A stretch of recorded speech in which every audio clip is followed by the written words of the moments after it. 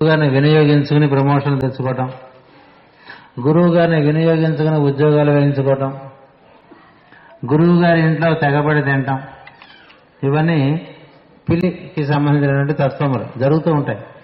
ఎట్లా ఉంటుందంటే చివరికి పిల్లి విషయం తను ఉండటమే కాకుండా ఆయన్ని కూడా ఉండనిస్తున్నాను కదా ఇంట్లో ఉన్నట్టుగా ఉంటుంది పిల్లి.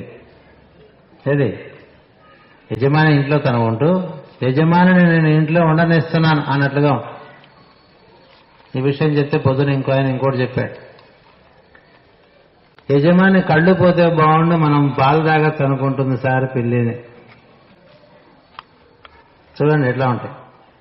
అంటే ఇన్ని రకములుగా ఉన్నప్పుడు ఈ రకంగా అవగాహన లేని స్థితిలో సాధన ఎందుకు జరుగుతూ ఉంటుందంటే ఈ బహిర్గతమైనటువంటి కార్యక్రమములకు అంతర్లోకములలో ఉన్నవి తాళం చెవులు అనేటువంటిది గుర్తు ఉండదు.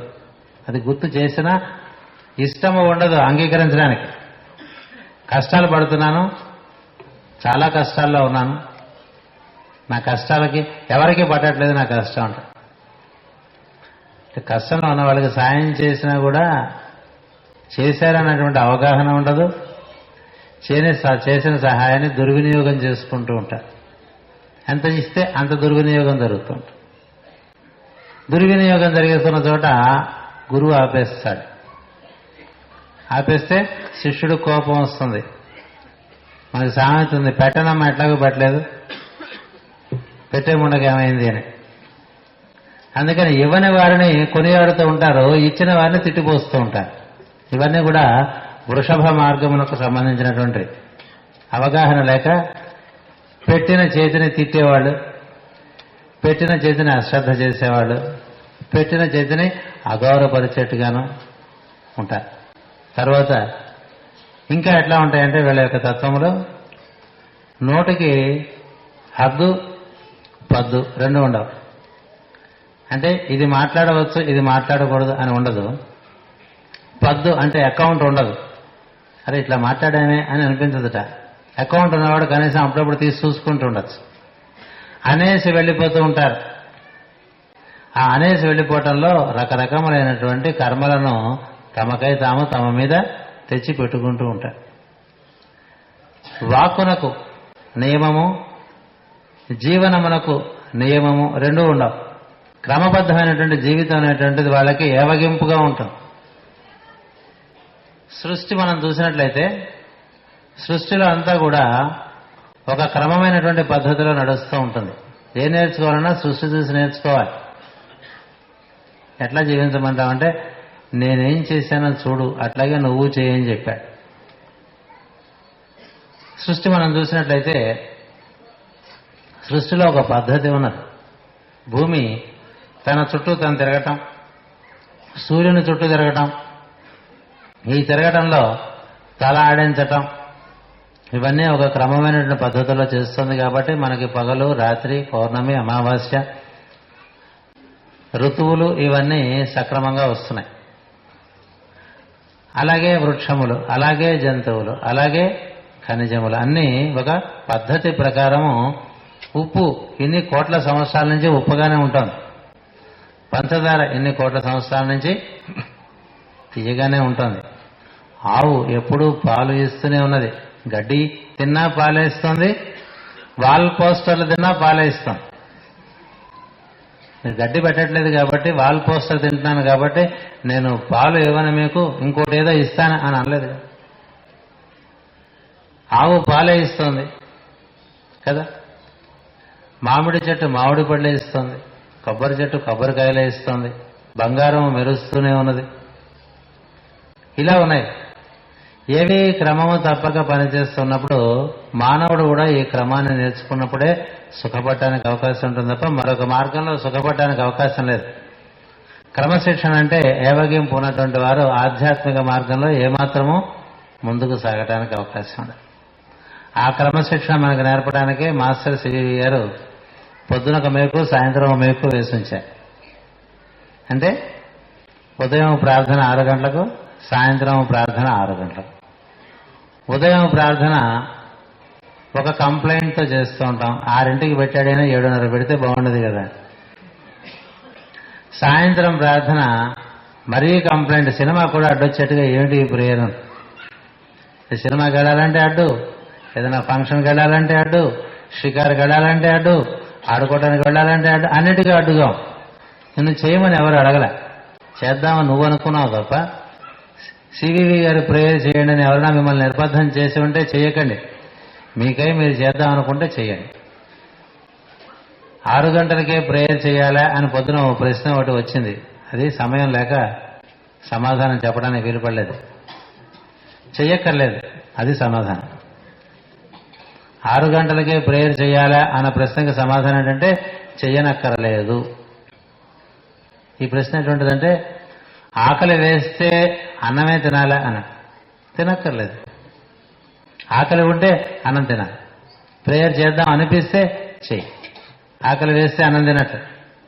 ఆకలి లేదనుకో అన్నం తినాలా అంటే తినక. ఆకలి లేని వాడికి అన్నం ఎట్లా అవసరం లేదు, ప్రేయర్ చేద్దాం అనేటువంటి అవసరం ఇంకా కలిగిన వాళ్ళు చేయవద్దు. చేయటం వలన ఇబ్బంది పడతావు. నీకు ఇబ్బంది, నీ చుట్టూ ఉండేవారికి ఇబ్బంది. అటువంటి ప్రేయర్లు మనకొద్దు, మానేద్దాం హాయిగా. గురు పూజలకు రావాలా అంటే రావద్దు. రావాలని నీకు అనిపించాలి తప్ప నేను పిలిస్తే వస్తావా? వస్తే మాత్రం నిబంధనలు ఉంటాయి, నియమములు ఉంటాయి, నిబంధనలు కాదు. మాస్టర్ చెప్పారు నియమములే కానీ నిబంధనలు లేవాలి. వస్తే నియమములు ఉంటాయి. ఆధ్యాత్మిక మార్గంలో ప్రయాణం చేద్దాం అనే నిర్ణయం నిజంగా తీసుకున్నావా నువ్వు? తీసుకుంటే నియమములు ఉన్నాయి. అంతేగాని నియమములు ఉన్నవారి యందు నువ్వు దూరి ఎద్దువలే ప్రవర్తించి అందరికీ ఇబ్బంది కలిగించావనుకో, నీ వల్ల ఎంత ఇబ్బంది. కాలము నష్టము, ధనము నష్టము, శక్తి నష్టము మిగతా వాళ్ళకి. అందుకని నియమములు లేక, అంటే పద్ధతులు లేక, క్రమశిక్షణ లేక, వాంగ్నియమములు లేక తిరుగుతూ ఉంటారు ప్రాథమిక దశలో. వారికి ఎంతసేపు ఏంటంటే వాడి గురించి వీడి గురించి కామెంట్ చేయడం ఒకటి ఉంటుంది. తన గురించి కామెంట్ చేస్తే ఒప్పుకోడు, 10 మంది గురించి కామెంట్ చేస్తూ ఉంటాడు. వాడు లాభం లేదు, వీడు లాభం లేదు, వాడు అట్లా చేస్తే బాగుంటుంది, వీడు ఇట్లా చేస్తే బాగుంటుంది. ఈ వడ్డంలో ఇంతకన్నా బాగా చేస్తే బాగుంటుందని చెప్పడం సులభం, చేయడం కష్టం కదా. ఈ వేదిక ఇంతకన్నా ఇంకా బాగా చేయొచ్చండి అని ఎవరన్నా అంటే మాస్టర్ గారు ఏమన్నారంటే నువ్వు చేయి అని చెప్పేవారు. సత్యనారాయణ వాడు చేస్తాడు, వాడికి అప్పచెప్పేస్తాడు. అది రోగం కుదర్చడం అంటే అది. ఎవరైనా ఏదైనా సలహా ఇస్తే మాస్టర్ గారు అని చెప్పారంటే ఓ పని చేయబోయి నువ్వే చేసేస్తే పోలేదా ఈ గొడవ అంతా ఎందుకని. సలహాలు చెప్పడం చాలా సులభంగా చెప్తుంటారు. సలహాలు పాటించడం చాలా కష్టంగా ఉంటుంది. ఎంత కష్టంగా ఉంటుందంటే చెప్పిన వాడిని తిట్టిపోస్తూ ఉంటారు. ఇది సలహా అడిగి చెప్పించుకొని తిడతారండి. ఇదేంటి అట్లా ఉంటుంది. ఇలా నడుస్తూ ఉంటుంది. వీళ్ళకి కావాల్సింది 2 తాళం చెవులు. మొట్టమొదటి తెలుసుకోవాల్సింది ఏంటంటే ముందు అవగాహన, తర్వాత తాళం చెవులు. అవగాహన ఏంటంటే బహిర్గత ప్రపంచంలో సాధన ఏం లేదు, అంతర్గత ప్రపంచంలో సమస్తమైనటువంటి సాధన ఉన్నది అని తెలుసుకో. అందుకని వాయుముడు అంటారే అరవంలో, నోరు మూసుకుని మనకై మనం ఎన్నుకున్నటువంటి కొన్ని నియమములను పాటించగలమేమో చూసుకోవాలి. నియమములను పాటించి సాధన అంతరంగమునందు ఎక్కువగా చేసుకుంటూ ఉండాలి. వాక్కు సద్వినియోగం చేయడం తప్ప మరి ఒక పద్ధతి ఉంచడానికి వీలేదు. ఎందుకంటే బుల్ కదా, ఇట్ రోర్స్, అరుస్తూ ఉంటుంది. ఎప్పుడు అరిచే ఎద్దు ఎట్లా తయారవ్వాలంటే పాలిచ్చేటువంటి ఆవుగా తయారవ్వాలి. ఆవుకి అరుపు తక్కువ, పాలివ్వటం ఎక్కువ. ఎద్దుకి అరుపు ఎక్కువ. అందుకని వృషభ రాశిలో సూర్యుడు ఉన్నవాడిని ఎద్దు అన్నారు, వృషభ రాశిలో చంద్రుడు ఉన్నవాడిని గో అన్నారు. వృషభ రాశిలో చంద్రుడు ఉన్నవాడు శ్రీకృష్ణుడు, వృషభ రాశిలో సూర్యుడు ఉన్నవాళ్ళు బోడు మంది ఉన్నారు. వాళ్ళ గురించి మనం చెప్పకూడదు, జనరల్గా చెప్పాలి తప్ప పేరెత్తి చెప్పకూడదు.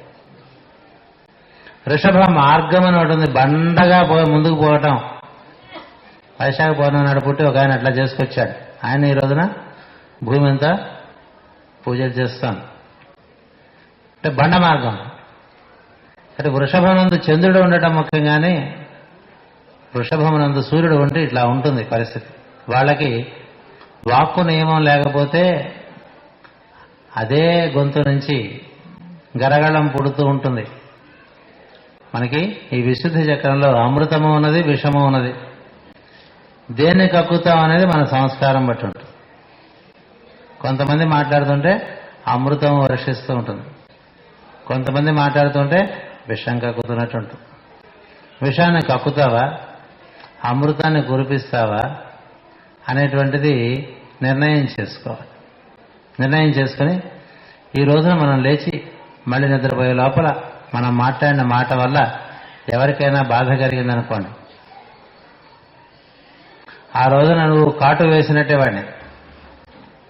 ఎందుకంటే కాటు వేస్తే ఏదో మందు వేసుకోవచ్చు, ఈ కాటు జన్మల తరబడి ఉండిపోతుంది ఒక్కోసారి. ఎందుకంటే విషం యొక్క తీవ్రత అట్లా ఉంటుంది. కాబట్టి కాటు వేసే స్వభావం నుంచి ముందు మౌనంలోకి తిరోధానం చెందాలి, ఎక్కువ మౌనాన్ని పాటించాలి. ఇక్కడ అక్కడ అక్కడ ఇక్కడ తిరగటం కాకుండా కొన్ని నియమములను నిర్ణయించుకొని వాటి యందు జీవించడానికి ప్రయత్నం చేయాలి. క్రమబద్ధమైనటువంటి జీవితానికి మనసును, ఇంద్రియములను, శరీరమును వంచాలి. ఈ క్రమబద్ధమైనటువంటి జీవితం ఎవరైతే మొదలు పెడతారో వారికి మ్యాజికల్ రిజల్ట్స్ ఉంటాయి అని చెప్పారు జ్వాలకుల మహర్షి. అటువంటి క్రమబద్ధమైనటువంటి జీవితం మనకి ఇచ్చిన వారు మాస్టర్ గారు. ఎట్లా జీవించాలో నడిచి చూపించారు సోదాహరణముగా. కాబట్టి మనం నియమములను అంగీకరించి వాటి ప్రకారం నివసిస్తున్నట్లయితే 10 కాలాల పాటు, అంటే కనీసం 10 సంవత్సరాలని, అప్పుడు మనలో క్రమశః మార్పు వస్తుంది. అంతవరకు మార్పు రావడానికి అవకాశం ఉండదు. ఈ లోపల ఏం జరుగుతుందంటే కొన్నాళ్ళు క్రమ శిక్షణ ప్రకారం ఉంటాం, మరి కొన్నాళ్ళు పగ్గాలు వదిలేస్తూ ఉంటాం. పగ్గాలు వదిలేయటం, పగ్గాలు పట్టుకోవడం, పగ్గాలు వదిలేయటం, పగ్గాలు పట్టుకోవడం, ఇట్లా నడుస్తూ ఉంటుంది కొన్నాళ్ళ పాటు. దాన్నే భాగవతంలో ఏం చెప్పారంటే గజస్నానం అని చెప్పారు. గజస్నానం అంటే చాలా చీదరగా ఉందని చెప్పి వెళ్ళి స్నానం చేస్తున్నట్టు ఏనుగు. ఆ స్నానం చేయడం కూడా మనకు తెలుసు కదా ఎట్లా చేస్తుంది. గజేంద్ర మోక్షంలో డిస్టర్బెన్స్, ఏం చేసినా డిస్టర్బెన్స్. స్నానం చేసి యువతలకు వచ్చి మళ్ళీ తొండంతో శుభ్రంగా మట్టి తీసుకుని ఒళ్ళంతా పోసుకుంటే మళ్ళీ చీదర పడుతుంది. మళ్ళీ చీదర పడితే మళ్ళీ పోతూ ఉంటుంది, మళ్ళీ పోసుకుంటూ ఉంటుంది. ఇది నీళ్లు పోసుకోవడం ఒక వంతు, మట్టి పోసుకోవటం మరొక వంతు. సో ఇటు నీళ్లు మట్టి, నీళ్లు మట్టి, నీళ్లు మట్టిగా నడుస్తూ ఉంటుంది. ఇది మరీ భయంకరంగా వండించి ఏంటి ఇట్లా అయిపోయాం అనుకున్నప్పుడు రేపటి నుంచి మళ్ళీ ఫ్రెష్గా మనం మాస్టర్ గారు ప్రేయర్ చేసుకోవాలి అని అనుకుంటూ ఉంటాం. 4 రోజులు ప్రేయర్ చేసిన తర్వాత మళ్ళీ బోర్ కొడుతూ ఉంటుంది, మళ్ళీ మానేస్తాం. అనుకున్నది ఏది అనుకున్నట్టుగా అనుస్యూతంగా జరగదు. పతంజలి మహర్షి ఏం చెప్పాడంటే దీర్ఘకాలం చెయ్యాలబ్బాయి, నిరంతరం చెయ్యాలబ్బాయి అని చెప్పారు. ఎక్కువ కాలము అంతరాయములు లేకుండా చేసినట్లయితే, అంటే అంతరాయములు ఎక్కువ కాలం లేకుండా కాదు, ఎక్కువ కాలం చేయాలి, అంతరాయములు లేకుండా చేయాలి. మాస్టర్ గారి మార్గంలో 12 సంవత్సరములు అంతరాయం లేకుండా ఆయన చెప్పినట్టుగా డైలీ లైఫ్ అరేంజ్ చేసుకున్నట్టయితే మారిపోతారట. అది మాస్టర్ గారి యొక్క వాగ్దానం. అందుకని ఆ వాగ్దానం మన యందు పరిపూర్ణత పొందాలంటే మనం చూపించవలసింది ఏంటంటే దీర్ఘకాల నైరంతర్య సత్కారాసేవితో దృఢ భూమి అని యాంకర్ అవుతుంటే అప్పుడు ఫిజికల్, అంతవరకు యాంకర్ కాదు. ప్రేయర్ పొద్దున సాయంత్రం దాని యొక్క ప్రాముఖ్యతలో మాస్టర్ గారు ఎంట్రీ ఆర్ ఎగ్జిట్ పెట్టారు. అంటే ప్రాంగణంలోకి తీసుకురావటమా, ప్రాంగణం అవతల ఉంచటమా అనేటువంటి దానికి అక్కడ ఒక ఆటోమేటిక్ బోల్ట్ ఒకటి ఉంచారన్నమాట. మనం అప్పుడప్పుడు నట్లు కొడుతూ చేసుకున్నాం అనుకోండి, చేస్తుంటే లోపలికి రానివారు. లోపలికి ఇంకా వచ్చామని మనం అనుకోవచ్చు, కానీ వచ్చిన వారి యొక్క పద్ధతి వేరుగా ఉంటుంది, రాని వారి యొక్క పద్ధతి వేరుగా ఉంటుంది. అది చూడటానికి సులభంగా తెలుస్తుంది ఎవరికి? లోపల ఉన్నవాళ్ళకి. బయట ఉన్నవాడికి తెలియదు. లోపల ఉన్న వాళ్ళకి మధ్యమాలోకి వెళ్తే వైఖరి తెలుస్తుంది, పశ్చంతిలోకి వెళ్తే మధ్యమ వైఖరి తెలుస్తుంది, పరలో ఉంటే పశ్చంతి మధ్యమ వైఖరి. మనం మాట్లాడుతుంటే మాస్టర్ గారు వింటున్నట్టుగా అనమాట. మాస్టర్ వింటలేదు అని మాట్లాడుతున్నాం అనుకోండి, అది కొంచెం వృషభ మార్గంగా ఉంటుంది. అంటే విజన్ లేక ఉత్త సైటే. ఏమిటి సైట్?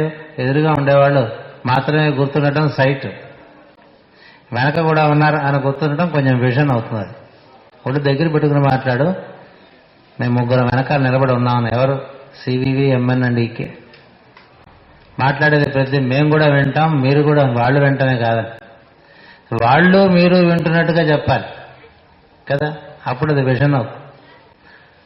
అంతేగాని అవి ఊరికే ఫోటోలే పర్వాలేదు, మనకి తోచింది మనం మాట్లాడేయచ్చు, మనకేం తోస్తే అది కోసేయచ్చు ఇక్కడ మాట్లాడామనుకోండి. ఎందుకంటే కదిలే వాళ్లే మనకు కనిపించేవాళ్లుగా భావం చేసుకున్నప్పుడు అది వైఖరి మాత్రమే అవుతుంది తప్ప మధ్యమ పశ్చంతి పరలోకి చొచ్చుకోవటం ఉండదు. కాబట్టి సాధనలో మాట చాలా ముఖ్యంగా మనకి కనిపిస్తుంది. క్రమము, జీవితములందు ఒక క్రమం. అంటే కుటుంబ విషయంలో ఒక పద్ధతి, ఆర్థిక విషయంలో ఒక పద్ధతి, ఒక క్రమశిక్షణ, సాంఘిక విషయంలో ఒక క్రమశిక్షణ. ఇది యోగ జీవనం తప్ప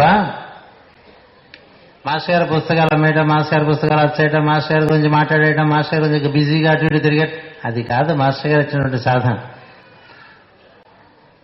ఎప్పుడో మొట్టమొదటి గురు పూజలో చెప్పా, రోజు కాశీకి టికెట్లు ఒక ఆయన ఇస్తూ ఉంటాడు విశాఖపట్నంలో, వారణాసికి టికెట్లు అమ్ముతూ ఉంటాడు. ఎంతో మంది వారణాసి దర్శనం చేసి విశ్వేశ్వరుని యొక్క అనుభూతి పొంది తాదాత్మ్యం చెందుతూ ఉంటారు. వీడికి మాత్రం కాశీ ఉండదు, టికెటే ఉంటుంది. టికెట్ అమ్ముకోవటమే ఉంటుంది. అట్లా మాస్టర్ గారి యొక్క మార్గాన్ని అమ్ముకోవటం అనేటువంటిది ఒకటి ఉన్నది, మాస్టర్ గారి యొక్క మార్గంలో నడవటం అనేటువంటిది ఒకటి. నడిస్తే కాశీ వెళ్ళినవాడే అవుతాం, నడవకపోతే రైల్వే బుకింగ్ క్లర్క్గా ఉండిపోతాం.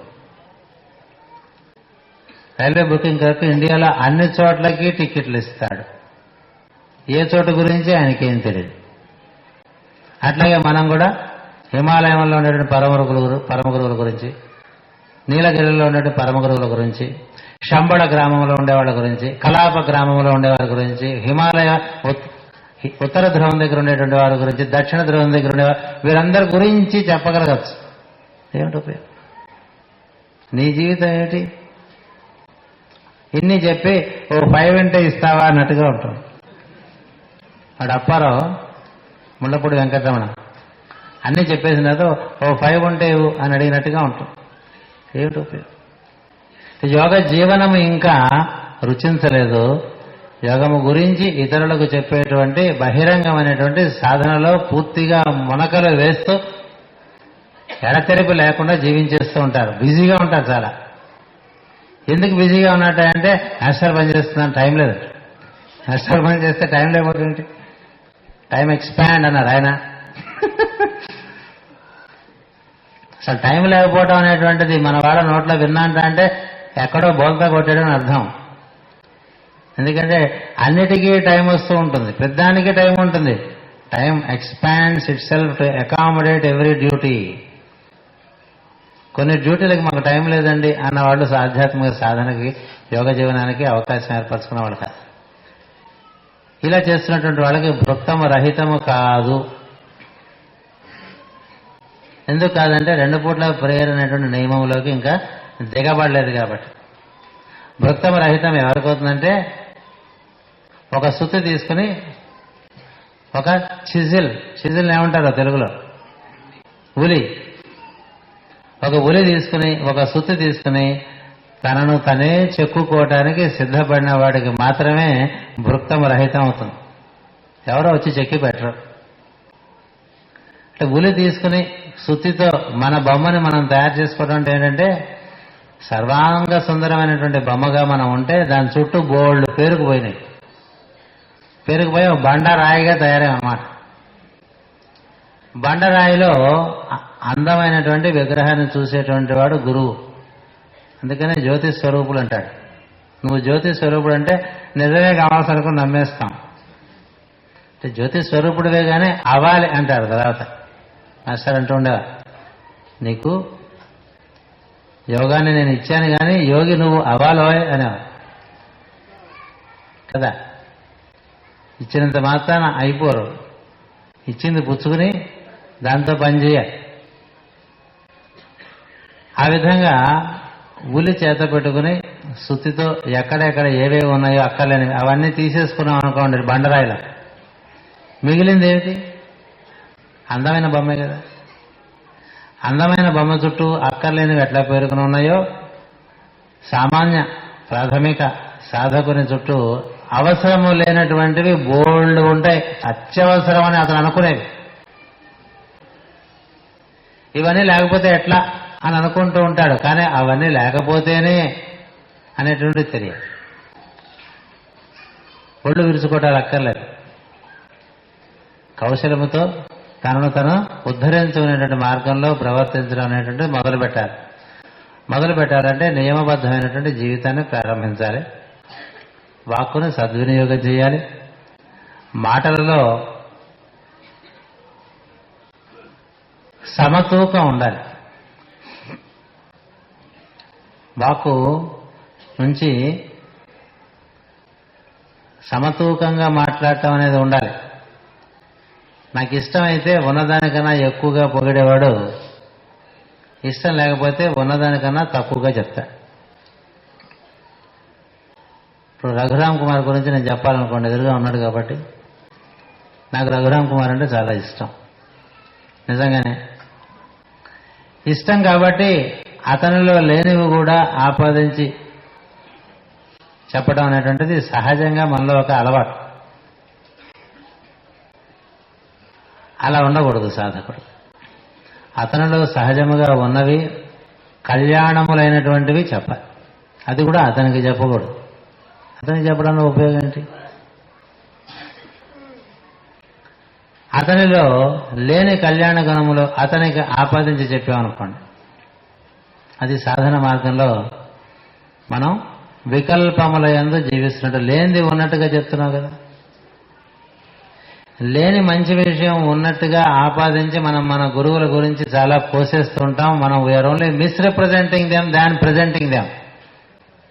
ప్రతి వాళ్ళు ఏం చేస్తుంటారంటే తమ గురువు చాలా మహాత్ముడని చెప్పాలి అనేటువంటి తపన ఉంటుంది. గురువుకి లేని తపన నీకెందుకు? ఎప్పుడన్నా చెప్పారా నా గురించి కాస్త మీరంతా ఊళ్ళో వెళ్ళి చెప్పండి రా అని చెప్పి మాస్టర్ గారు?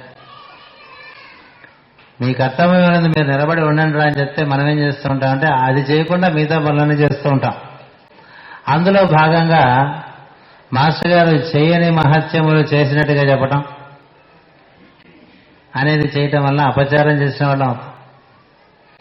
మనం సహజంగా ఏం చూస్తుంటామంటే ఆధ్యాత్మిక సాధనలో ఇష్టమైన వాళ్ళ గురించి ఉన్నదానికన్నా ఎక్కువ మంచి చెప్తాం. ఇష్టం లేని వాళ్ళ గురించి ఉన్నదానికన్నా ఎక్కువ చెడు చెప్తాం కదా. కూరిమి గల దినములలో నేరములు ఎన్ని చేసినా ఏముండదు, పూర్తిగా రాదు భజన. మరి ఆ కూరిమి విరసం పోయినను నేరములే తోచుచుండు. ఏం చేసినా తప్పే. వాడు నారాయణ అంటే చూసావా నారాయణ అంటున్నాడు వాడు. అది కూడా భూతే. ఏం మాట్లాడినా భూతే. ఎప్పుడు నీకు ఇష్టం లేదు కాబట్టి. అదే నీకు ఇష్టం అనుకో, ఓకే నువ్వు నార గురించి మాట్లాడినా అడుగు నారాయణ, వాడు ఉద్దేశం నారాయణ. అంటే ఎంతమంది మనం మోసం చేసుకుంటున్నాం. Make believe world. You believe in something which is not there and you start propagating it. నీకు తెలియని విషయాన్ని నువ్వు నమ్మి, లేని విషయాన్ని నువ్వు నమ్మి నిన్ను మోసం చేసుకుని అదే విధంగా అందరినీ మోసం చేస్తూ ఉంటావు. ఆ తర్వాత అందులోంచి నువ్వు బయటకు వచ్చేసినప్పుడు అదే వ్యక్తిని తిడుతూ ఉంటే అదేమిట్రా కిందటి సంవత్సరం పొగిడావు ఇంద్రుడు చంద్రుడు అన్నావు, ఇప్పుడు శని అంటున్నావు ఏంటి? అప్పుడు ఇంద్రుడు చంద్రుడు, ఇప్పుడు శని కేతువు అదేమిటా అంటే లేదండి మారిపోయాడు అంటాడు. వాడు కాదు మారింది, వీడు. మన మాటలకు ఒక స్టాండర్డ్ ఉండదు. రామాయణం రాసిన వాల్మీకి మళ్ళీ మార్చుకోవాల్సిన అవసరం లేదు కదా. మహాత్ములు చెప్పినటువంటి వాక్యములు వెనక్కి తీసుకోవాల్సినవి ఏమి ఉండవు. మనం మాట్లాడే మాటలు సరిగ్గా అసెస్మెంట్కి పెడితే 1% కూడా నిలవు. ఆ వెనకాల కూర్చున్న నారాయణమూర్తి చేసినటువంటి మంచి పనులన్నీ రఘురామ్ కుమార్ పేరుని చెప్పేస్తూ ఉంటారు. ఎందుకంటే నాకు రఘురామ్ కుమార్ అంటే ఇష్టం కాబట్టి. ఎవరో చేసిన పనులు మనకి ఇష్టమైన వాళ్ళ పేరుని చెప్పేసుకుంటూ ఉంటాం. ఆ ఎవరో చేసింది మనకు తెలియక కాదు, వారి యందు ఇష్టము లేక. అంటే అంత ఇష్ట అయిష్టములతో ముడిపడి ఉంటుంది తప్ప ఇంకో పద్ధతి లేదు. మన సౌకర్యం, మన ఇష్టం, మన కోరికలు, దీన్ని బట్టి వాంగ్మయం అంతా కూడా ఏర్పడుతూ ఉంటుంది. వాక్కును ఆ విధంగా మలుస్తూ ఉంటాం. మనం చేసేటువంటి మాటలో సమతూకం ఉన్నదా లేదా అనేటువంటిది ఆధ్యాత్మిక సాధనలో చాలా ముఖ్యమైనటువంటి విషయం. మాట్లాడకపోతే ఎవ్వరూ కాదనరు. ఎందుకు మాట్లాడలేదని అడగరు. మాట్లాడితే ఎట్లా ఉండాలంటే, పొద్దున్న చెప్పడానికి ప్రయత్నం చేశాను, వీణ మీటినట్టుగా ఉండాలట. అప్పుడు అసలు చోట్ల ఉండేటువంటి సంగీతం వీణ ద్వారా వ్యక్తమైంది. వీణ వాయించడం రానివాడు వీణ ముట్టుకుంటే ఏమవుతుంది? డిస్టర్బెన్స్ అవుతుంది. కొంతమంది పాడటం ఆపితే బాగుంటుందన్నాను కదా. అంటే వీణ వాయింపు చేత కానివాడు వీణ వాయిస్తే ఎట్లా ఉంటుందో, విశుద్ధిని వాడటం చేత కానివాడు వాడు మాట్లాడుతుంటే అంత డిస్టర్బెన్స్ ఉంటుంది. అవి కంఠ శబ్దాల చీకట్లే తప్ప ఇంకోటి కాదు. మనం మాట్లాడుతున్న కొద్దీ చీకటి వచ్చేస్తూ ఉంటుంది ఎక్కువ. అదేమిటి మాట్లాడితే చీకటి అంటే? అది మన గొప్పతనం అన్నమాట. చీకటి అంటే కన్ఫ్యూజన్ సృష్టిస్తాం, మిస్రిప్రజెంట్ చేస్తూ ఉంటాం. మిస్రిప్రజెంటేషన్ చాలా జరుగుతూ ఉంటుంది. అది తరిచి చూసుకోవాలి. అంటే సాధకుల కోసం మాట్లాడుతున్నాను. ఏ రోజైనా సరే మనం ఒకళ్ళ గురించి ఒక మాట మాట్లాడితే అది ఇష్టాయిష్టములతో సంబంధం లేక సత్యమై నిలబడి ఉండే మాట మాట్లాడాలి. శాస్త్రి గారితో నాకు పని ఉంటే ఆయన ఉన్నదానికన్నా ఎక్కువ పొగట్టం, ఆయన చేత పని చేయించుకోవడం, ఇది వ్యాపారం, సాధన. శాస్త్రి గారిలో నాకు దర్శనం చేసినటువంటివి, నేను దర్శనం చేసినటువంటివి మాట్లాడాలి. నేను చెప్పిందే పరిపూర్ణం కాదు కదా, నేను దర్శనం చేసినంత వరకే, అంతకన్నా ఇంకా చాలా ఉంటుంది. దర్శనము చేయనిది చెప్పకూడదు, దర్శనము చేయని చెడు చెప్పకూడదు, దర్శనము చేయనటువంటి మంచి చెప్పకూడదు. నిశ్చితమైనటువంటి పద్ధతిలో మాట్లాడగలిగి ఉండాలి. తర్వాత ఎవరి గురించి నిర్ణయములు చేయకూడదు. సాధన చేసేటువంటి వాడు జడ్జ్ నాట్ అన్నాడు ఒక ఆయన. ఆ రెండో పదం లేదు, చేర్చారని చెప్పింది మేడం లెవెట్స్కి. జీసస్ క్రైస్ట్ చెప్పింది జడ్జ్ నాటే, లెస్ట్ దై షల్ బి జడ్జ్డ్ అన్నది వ్యాపారం అయిపోయిందని అన్నాడు. నిన్ను నిర్ణయం చేస్తే నువ్వు కూడా నిర్ణయింపబడతావు సుమా అని భయపెట్టడం. అదేమిటి? మన నిర్ణయం చేస్తారు కాబట్టి ఇంకోటి నిర్ణయం చేయడం మానేశాం అన్నది నిజంగా మానేసింది కాదు. ఇక్కడ సిగరెట్ తాగితే బాగుండదు కాబట్టి ఈ వేదిక దగ్గర సిగరెట్ కాల్సిన వాడు అయ్యాడా? అవలేదు కదా. బయటికి వెళ్తే శుభ్రంగా ఇదంతా కూడా ఈ బాకీ అంతా తీర్చేస్తాడు కదా. దేనికోసమో అన్నట్టుగా చేసేది ఏది కళ్యాణ గుణం సహజమైంది అవదు. మేడం లెవెట్స్కి గొంతె తెరచింది. లేదు లేదు లేదు లేని ఉన్నట్టు రాసేశారు, అన్యాయం చేశారు జీసస్ కానీ. మనకి తెలిసింది జలిసి ఇట్టగా ఉంటుంది. ఈ మాట కూడా జీసస్ అనుంటే ఎక్కువ బాగుండేదని ఎవడో అనుకుని చేర్చేశాడు. ఆయన అనలేదు, ఎందుకంటే ఆయన అన్న దాంట్లో భావం ఎక్కువ పవిత్రమైనటువంటి దాన్ని దించేశాం. అట్లాగే ఇతరుల యొక్క నిర్ణయం చేసేటువంటి వాళ్ళు సాధనకు ఏమాత్రమో పనికిరారో గుర్తుపెట్టుకోండి. వాడట్లా అని నువ్వు నిర్ణయం చేయడానికి నువ్వెవడుగు? ఎవడెట్లయితే నీకెందుకు, నువ్వెట్లాగో చూసుకో. Do not weep for me, weep for you అన్నాడు జీసస్. నా కోసం అడవకండి, మీకోసం అడవు. పక్కవాడి గురించి ఏడిపెందుకు, నీ ఏడిపేదో నువ్వేడు అని చెప్పడం అన్నమాట. మన ఏడుపు మనం ఏడ్చేప్పుడు ఇతరుల గురించి నిర్ణయాలు చేయకూడదు. భగవంతుడు ఉన్నాడు అందరినీ నిర్ణయం చేయడానికి, సర్వనిర్ణేత. ఎవరు ఎటువంటి వారు, ఎవరికి ఏ విధమైనటువంటి ఫలితములు ఇవ్వాలో కాలము రూపమును నేను ఇస్తూనే ఉంటాను. బ్రహ్మాండ అకౌంటెంట్ నా దగ్గర ఉన్నాడని చెప్పాడు శ్రీకృష్ణుడు. కాల కలయతామహం, కాలం రూపంలో అందరిది కూడికలు చేస్తాను. ఎక్కడ ఒక్క ట్రాన్సాక్షన్ మిస్ కాదు, ఒక మాట మిస్ కాదు, ఒక చేత మిస్ కాదు. అది గుర్తు ఉండి మాట్లాడు, అది గుర్తు ఉండి ప్రవర్తించాలి. అలా ఉండదు.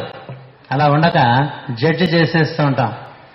ఎటువంటి జడ్జిమెంట్స్ పాస్ చేస్తూ ఉంటాయంటే ఉచ్చము నీచము లేక, పెద్ద చిన్న లేక నిర్ణయాలు చేసేస్తూ ఉంటాం అందరి గురించి. ఇది మహాత్ముల గురించి కూడా నిర్ణయాలు చేసేస్తూ ఉంటాం కదా. అంటే ఆ వెనకాల ఉన్న వాళ్ళలో ఒకరితో ఒకరిని కంపేర్ చేసి ఎవరికైనా తక్కువ, ఎవరికైనా ఎక్కువ నిర్ణయం చేసేసి అట్లా వేసేస్తూ ఉంటాం. అసెస్మెంట్ ఆర్డర్స్ చేయకూడదు సాధకుడు. సాధకుడు చేయవలసినది తను దర్శించినది ప్రియమైనటువంటి విషయాన్ని మాట్లాడటం, తను దర్శించనిది మాట్లాడకుండా ఉండటం, ఎవరి గురించి నిర్ణయములు చేయకుండా ఉండటం, ఎక్కువ వినటానికి ఆసక్తులై ఉండటం, మాట్లాడటానికి ఆసక్తి తక్కువ కలిగి ఉండటం, అవసరమైనటువంటి మాటే మాట్లాడటం, అవసరం లేనప్పుడు మననమునందు ఉండటం. ఎవరిని మననం అంటే మనం నమ్ముకున్నటువంటి దైవమునో గురువునో మననం చేసుకుంటూ ఉండాలి. ఇలా 10 సంవత్సరములు సాధన చేసినటువంటి వారికి కొంచెము వీణ యొక్క తీగలు బిగించబడతాయి. లేకపోతే అంతా డబ్బా మాత్రగా ఉంటాయి. విశుద్ధి పరిశుద్ధి చెందుతున్న కొద్దీ లోపల నుంచి విషం కక్కటం తగ్గుతూ ఉంటుంది. అమృతం వర్షించడం అనేది ముందు తరగతుల్లో వచ్చేటువంటి విషయం. లోతైన తరగతుల్లో ప్రవేశించిన తర్వాత అమృతము వ్యక్తమవుతూ ఉంటుంది. ముందు ఈ విషం కక్కేటువంటి తలుపు మూసేయాలి. May we shut the door where evil dwells.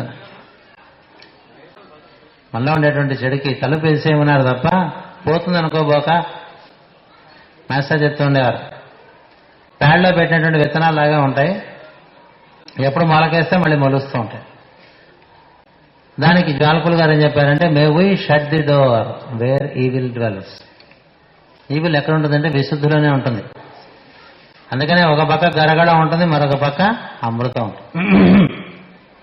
గరగడం కక్కటం కొంచెం మానేయకపోతే ఏమవుతుందంటే ఆ గరగడం మనలోనే వ్యాపనము చెంది విషమై మనని సంహరిస్తూ ఉంటుంది, మనకి ఇబ్బంది కలిగిస్తూ ఉంటుంది, మనని మరింత క్లిష్టమైనటువంటి పద్ధతుల్లోకి మనని మనం చొచ్చుకుపోయేట్టుగా చేసి దుర్గమమైన నిర్గమ శూన్యంబకు దుర్గంబురం చేరి అంటాడు ప్రహ్లాదు. అడెవడో కోట కట్టుకున్నాడు, బ్రహ్మాండంగా కడదాం కోటని, లోపల కూర్చొని 4 పక్కల అట్లా ఎత్తుగా కట్టుకుంటూ వెళ్ళిపోయాట. వీళ్ళు లోపల ఉండిపోయాడు, ఎటు దారి పెట్టుకోలే. నిర్గమ శూన్యమైనటువంటి దుర్గం అంటే అట్లా ఉంటుంది. అట్లా చేసుకుంటూ ఉంటాం, మాటల ద్వారా అల్లేసుకుంటూ ఉంటాం మన చుట్టూ బంధములు. మాటల యందు పొందిక ఏర్పడినటువంటి వారికి విశుద్ధి విచ్చుకుని, విశుద్ధి ఊర్ధ్వలోకములకు మనకు మధ్య అనుసంధానంగా పనిచేస్తుంది. అదే విశుద్ధి బాగుండకపోతే మనకి చిక్కులు తెచ్చిపెడుతుంది. అందుకని నారదుడు కలహ భోజనుడు అనే పేరు ఉన్నది. లోకములను ఉద్ధరించి సంస్కరించి లోక కళ్యాణంగా పనిచేసేటువంటి వాడిగాను పేరు ఉన్నది. అంటే అది వాక్కు యొక్క ప్రత్యేకమైనటువంటి శక్తి. ఎట్లా వినియోగిస్తే అట్లా ఉపయోగపడుతుంది. కత్తితో సిజేరియన్ చేసి పిల్లను బయట తీయవచ్చు, ప్రాణము పోయవచ్చు. అదే కత్తితో ప్రాణము తీయవచ్చు. మాటతో ప్రాణము పోయవచ్చు, ప్రాణము తీయవచ్చు. గ్రీకు దేశంలో ఉండేటువంటి ఒక గురువుని ఒక శిష్యుడు అడిగాట, ప్రపంచంలో అన్నిటికన్నా అతి భయంకరమైనటువంటిది ఏది అన్నాడు. అంటే గురువు అన్నాడు మనిషి నాలుక అని చెప్పాడు. అదేమిటి సార్ అంటే అంతే మరి, మనిషి నాలుక కన్నా భయంకరమైనటువంటి ఇంకోటి లేదు నైనా, కత్తి కన్నా పొదనైందని. సరే సార్ ఒప్పుకుంటున్నాను. ప్రపంచంలో అన్నిటికన్నా అతి పవిత్రమైనటువంటిది ఏది అంటే మళ్ళీ గురుగారు మనిషి నాలుక అని చెప్పాడు. అదేమిటంటే అంతే. ఏది అతి పవిత్రమో అదే అతి భయంకరమైనటువంటిది కూడా. కాబట్టి దానిని చక్కదిద్దుకుని వలన మన యందు క్రమము అప్రయత్నంగా ఏర్పడుతూ వస్తున్నది ఒక రహస్యం. వాంగ్ నియమము కలిగినటువంటి వారికి మిగతా నియమములన్నీ కూడా సులువవుతాయి. ఇంద్రియముల యొక్క నియమములు, శరీరములకు సంబంధించిన నియమములు సులభముగా మనకి లొంగుతాయి. మనం లొంగించకుండా ఉంటే అవి లొంగవు. వాక్కు యందు నియమం మనం పాటించినట్లయితే వృధాగా నోరు పారేసుకునే వాడికి ఎనర్జీ సిస్టమ్ అంతా కూడా కన్స్ట్రక్టివ్గా ఉంటుంది. వృధాగా నోరు పారేసుకునే వాడికి ఎనర్జీ సిస్టమ్ డిస్ట్రాయ్ అయిపోయి అవకతవకలుగా ఉండి ఆర్డర్ అంతా పోయి మొత్తం డిజరేట్గా ఉంటుంది. ఇక వాడి వల్ల ఏమీ కాదు, వాడు ఎంత తన్నుకున్నాను. అందుకని ఆధ్యాత్మిక సామ్రాజ్యంలో మొదటి గోపురం దాటి లోపల అడుగు పెడదాం అనుకునేటువంటి వాడికి అతి ముఖ్యమైనటువంటి సాధనం ఏదయ్యా అంటే వాంగ్ నియమం. ఆ వాక్కుని చక్కగా ప్రేమగా వాడటం, అప్రేమగా వాడకపోవటం, మిస్రిప్రజెంట్. ప్రియగా వాడటం అని చెప్పి ఇష్టం వచ్చినట్టు వాడకూడదు. లేని పొగడ్తలు చేయకూడదు, లేని నిందలు చేయకూడదు. నిందలు ఉన్నా చేయక్కర్లేదు, మౌనంగా ఉండవచ్చు. భగవంతుడు చూసుకుంటాడు. ఎదుటి వ్యక్తిలో తప్పులు ఉంటే మనం చెప్పక్కర్లే వాటికి. ఈ విధంగా సాధన చేసుకున్నట్లయితే దేవాలయం లోపల అడుగు పెట్టడానికి వీలుపడుతుంది. లోపల అడుగు పెట్టిన తర్వాత ఏం కనబడుతుందో రేపు చెప్పుకుందాం. ఎందుకంటే మనకి పిల్లల కార్యక్రమం ఉన్నది. వాళ్ళు వేషధారులై ఇక్కడ నాటక రంగం మీద నర్తించడానికి వేచి ఉన్నారు. కాబట్టి వారి గురించి ఈ ప్రవచనాన్ని ఇంతటితో సమాప్తి చేసి రేపొద్దున ఆలయం లోపల అడుగు పెడితే ఎట్లా ఉంటుందో చెప్తా. స్వస్తి ప్రజాభ్యః పరిపాలయంతాం న్యాయేన మార్గేణ మహీమహీషాః గోబ్రాహ్మణేభ్యః శుభమస్తు నిత్యం. లోకాః సమస్తాః సుఖినో భవంతు. లోకాః సమస్తాః సుఖినో భవంతు. లోకాః సమస్తాః సుఖినో భవంతు.